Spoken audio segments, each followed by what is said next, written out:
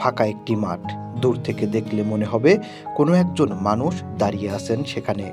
চারিদিকে ধানক্ষেত হয়ে উঠেছে সবুজের এক সমারোহ। এরই মধ্যে চোখে পড়ে একটি ছোট্ট আম গাছ, যা দূর থেকে অন্য কিছু মনে হতে পারে।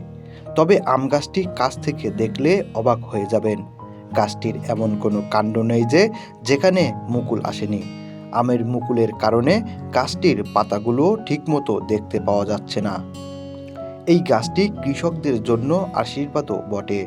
প্রচণ্ড রৌদ্রে একটু ছায়া হয়ে দাঁড়িয়ে আছে।